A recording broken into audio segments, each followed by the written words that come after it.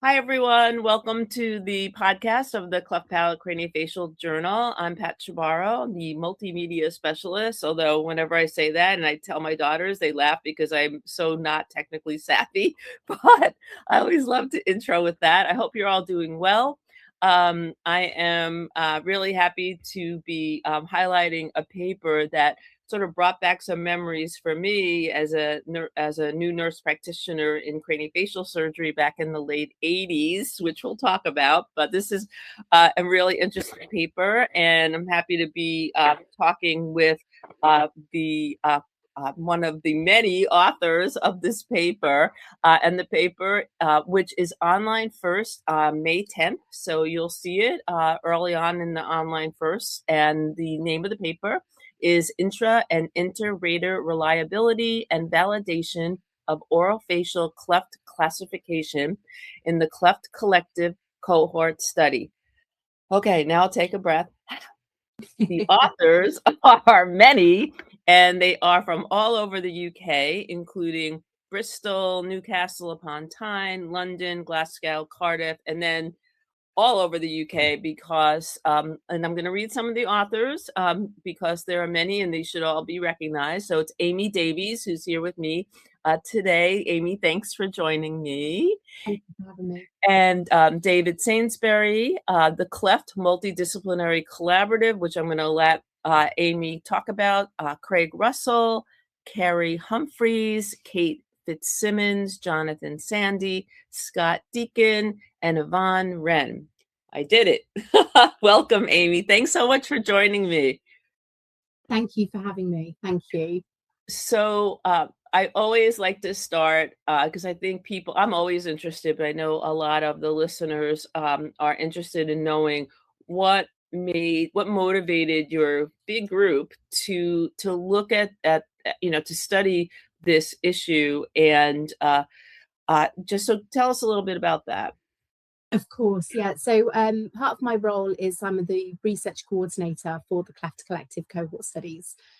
So the Cleft Collective is a longitudinal cohort study of children born with a cleft and their families. We recruit those families from all across the UK. The cohort study is set up as a resource which is available for other people across the world to be able to use to be able to answer their cleft related questions. So one of the things that's really key for us at the Cleft Collective is to ensure that the data that we have within our resource is robust. We want to make sure that those data are robust. So we had been collecting cleft classification, obviously a very key variable and bit of data to have within a resource of children born with cleft. And we didn't necessarily have the data for every single child. And we were also did have data from multiple sources sent on different occasions. Now, the data that was sent from multiple different sources, which is outlined within the paper where that data came from, we did find that sometimes we would receive a cleft classification for a child, and it would be reported on their surgical form, for example, that that child had a left-sided unilateral cleft lip and palate. And then we would receive another surgical form for the same child a few months later for their second surgery, and the report would say that the child had a right-sided cleft lip and palate. Now, it was only a handful that this happened for. And we also were keen to obtain the data that was missing for those children who didn't have that cleft classification. So we decided to go out to each of the cleft centres around the UK and collect the data directly from the medical records. So we started this process, and actually we'd be going through the medical records, and on some occasions we'd still find discrepancies on the sidedness of the child's cleft or potentially the completeness of the child's cleft. And on a very rare occasion, sometimes there would be a discrepancy in terms of if it was a cleft lip or if it was a cleft palate or if it was a cleft lip and palate. So there were some discrepancies that we saw sort of in different places. And so therefore we felt it was really important for us to validate all of the cleft classifications that we have for the children within the Cleft Collective. We're continuing to recruit, but at the moment we have just over 4,000 children born with a cleft. So we were keen to obviously validate that for those children that we had the data for. So as I'm listening to you, I'm smiling. And before we came on, I was telling Amy that, for over 30 years, I was the nurse practitioner on the team at NYU. And it was the late 80s when I started. And, I came from a different world. I was in pediatric oncology. So I came into craniofacial surgery really not knowing anything and really had to learn it. And I remember we had paper charts, no internet, no online anything. And I remember that the patient coordinator was very good with the chart for the cleft patients. You open the chart, and in there she had pasted the Laschel diagram, which I'd love for you to describe to people. And half the time it was not filled out, or I would look at it and then I would sort of stand and like try to see, is it left? Is it right? Look at the chart, look at the photo, which then really can screw you up. And so it just brought me back to the fact that even the team members, there were discrepancies in it. And, and then the other thing, when you were talking about going to the medical records, is that I used to read op reports on my patients, and they would say it was a right unilateral cleft of the palate. And I'm like, no, it was a left. So I would call the data people and say to them, what is going on? And I'm very sensitive about left and right, and I get confused, and I'm left-handed. So I always, when I think about left and right, I'm always sort of standing, thinking, okay, here's my left. So this is my left, and then, and so it's so interesting when I saw this paper, I brought back all those memories of it, and I just thought it was so interesting that this continues to be a problem. And when I read things, so a newspaper will say, pictured on the left, and I'm thinking, which one is the left? Is it that your left, my left?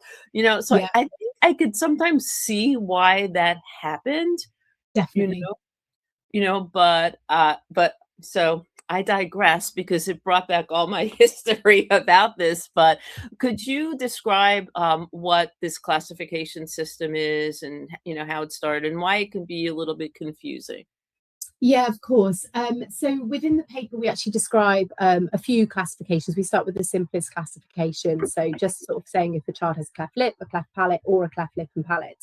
And then we expand slightly to include whether the child's cleft lip is unilateral or bilateral.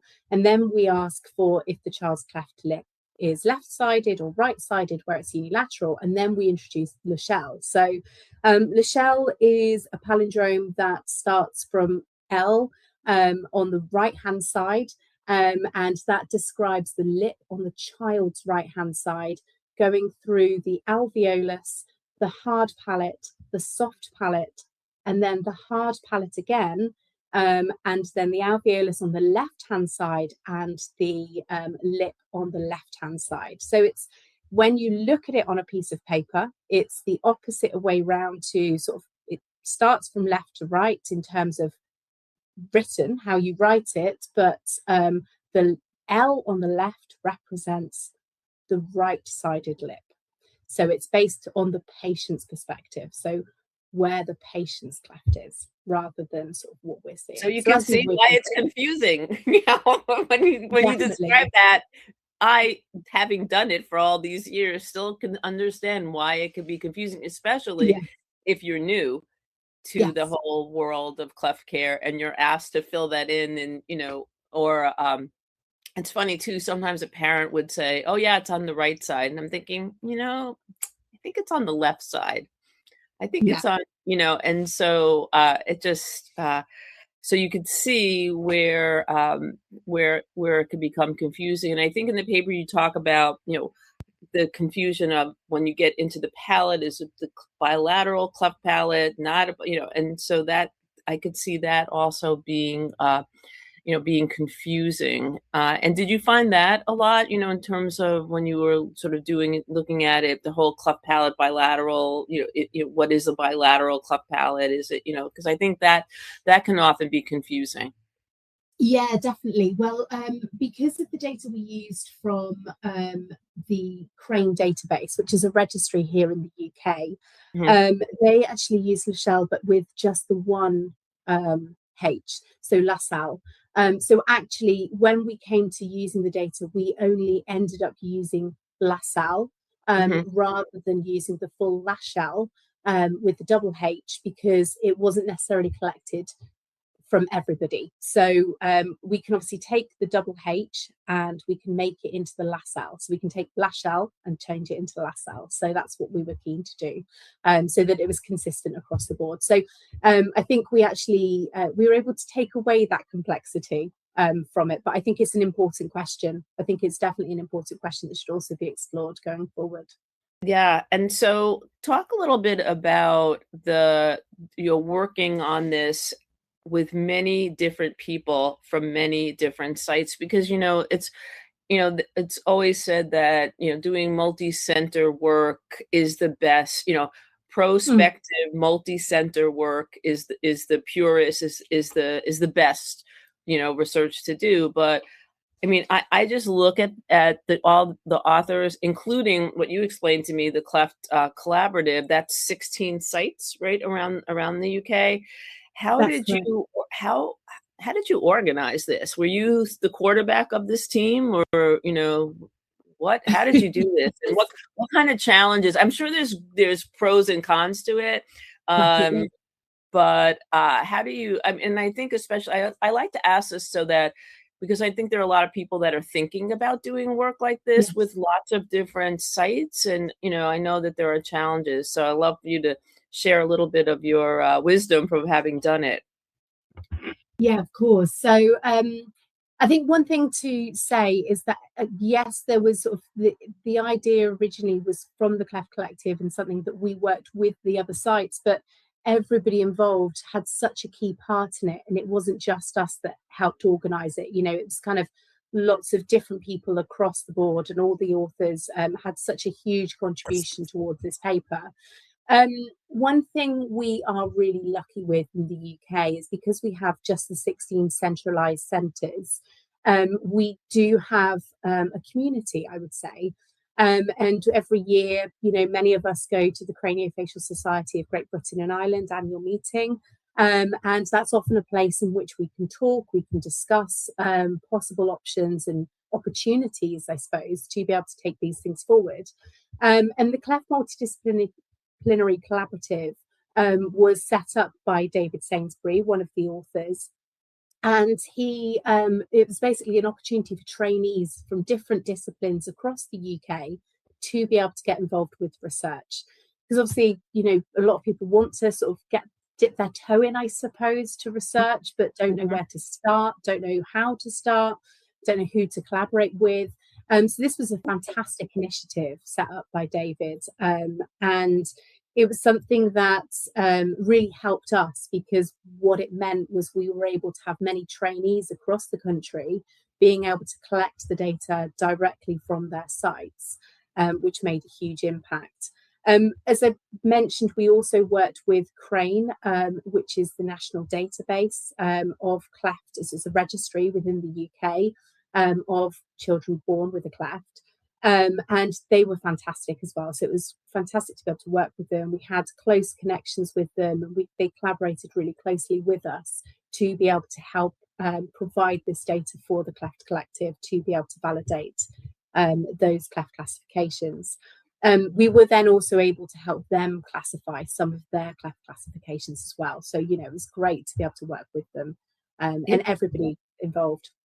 I mean, it was great that this was created, because, you were talking about trainees. I think there's, at least, certainly in the US, there's always that pressure on trainees Mhm.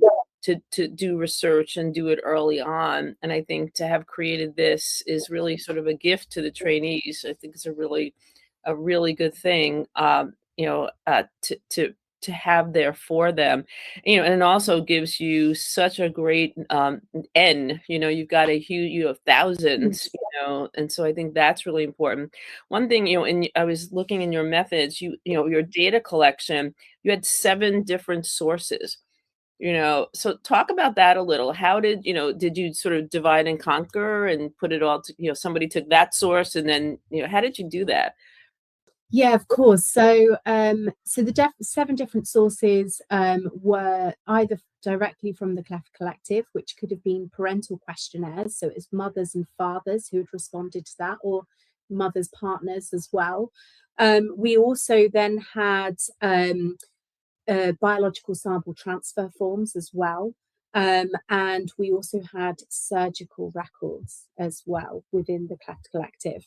We also went directly to the Cleft medical records. So that was some of our team went directly, so myself and Jonathan Sandy went directly to the centres to collect that data directly. And actually that became quite a challenge because then we, just as we started it, we'd collected about 1,000 or just over 1,000 records, and then COVID hit, so everything stopped. Yeah, and everything ground to a halt, and obviously, you know, this then got put on pause, understandably, because there was much bigger things in play at the time. And then from the medical records, then we also had, as I say, the Crane database and also data from the Cleft Multidisciplinary Collaborative. So there are 7 different sources. It was certainly something that the team as a whole for the Cleft Collective work on collecting that data from the Cleft Collective sources. So it's definitely a team effort there. And we have a fantastic team working in the Cleft Collective. We're really lucky. It's a great team, and it's been going since 2013. So you know, we've been able to send out questionnaires and get parents to respond, and then provide that data for us. And the clinical teams are absolutely fantastic with filling in those surgical forms as well. So that really helps. And also when they send back biological samples, obviously then filling in those. So it's certainly a massive undertaking, but it's certainly not just down to one person. It's very much down to everybody involved within the Cleft Collective, including the participants, the clinical teams, and very much the Cleft Collective study as well, and also those external sources. And it's certainly, without them, this paper wouldn't have been possible, and actually the study wouldn't be possible either. So it's, you know, it's everybody involved is, you know, very, very key to be able to obtain this resource. All about teamwork, right? Amazing, amazing. Yeah. So I know that there's, you know, you did so much. What's in the future? What, when you look back, what, you know, what might we see next, or what are you working on? That's a great question. I think it's from any research, we always then have that new research, and obviously becomes so much wider, doesn't it? I think in regards to this paper, I think it would be really important for us to also look further at validating the Cleft classifications, not just through multiple different records, but instead using images, so such as 3D images, 2D images, potentially intraoral cameras, which I think would be a really important one to use if we were looking to validate the Lachelle with the double H. And I think it's something that I think it'd be really key to our discipline to be able to sort of use that technology to be able to help validate. And I think one thing we're very keen to be able to do is to seek some funding to be able to look to develop an AI app. And that app would potentially then be going out to parents for them to then be able to take pictures of their children, for the app to then determine which side of the mouth that cleft is present on when it's a unilateral cleft lip. So that's something we're very keen to be able to do sort of as a next step for this. Again, obviously it's funding is always a big issue, isn't it? So that's the hurdle at the moment.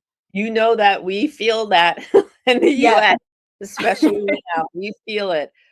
We absolutely feel it. But and I'm thinking, now we're starting to talk, how do we integrate AI into our work Mm, in a positive way? I yes, always worry that AI is going to take jobs away from us, so, but, I think, well, I could just see, you send a picture, you take a picture and then AI looks at the picture and then they can do the classification, but the thing that's important is you got to get inside that child's mouth and really see. I definitely. mean, it's not, it's not as easy as just snapping a picture. And because we know when you do medical photography, if you're not someone that really knows what you're doing with photography, you often can miss things. So That's it's so true. Yeah.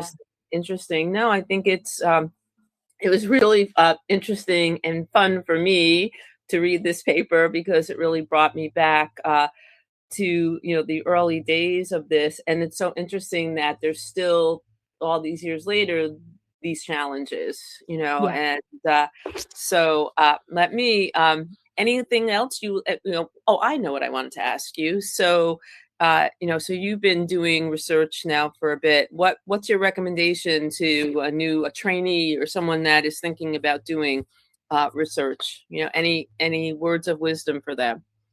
It's a good question. I would say get stuck in. I think definitely get involved, but also be aware there's plenty of resources out there in which people can help you with your research. And one of those is the Cleft Collective. It's a huge resource.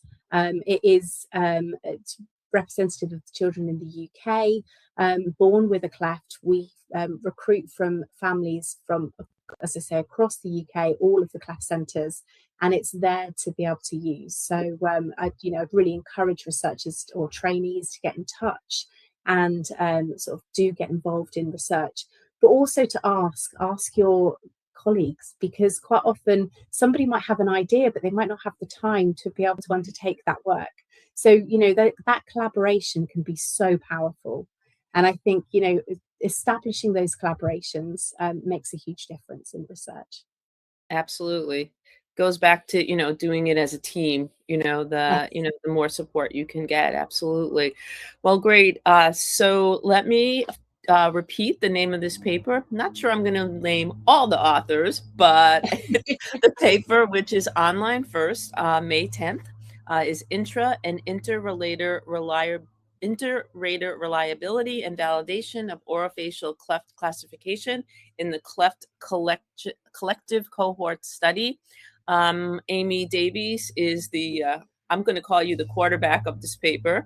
And and it represents the clinicians and researchers from all over the UK, and I just think it's such an interesting paper, and it really shows the importance of working together to really get the best data possible, so that in the end you can just provide the best care to our kids. So Amy, thank you so much for joining me from across the Thank you pond. for And having just to me. show you, I for my coffee, my London mug, because it's 8 a.m. here in New York, and it's what Yeah, time? 2 it's p.m. 1 o'clock. Yeah. In the UK. Well, Amy, thanks again for having me, and thanks so much for your work. It was really something to read. So thank you again. Thank you. Thank you so much for your time. Really appreciate it. Take care.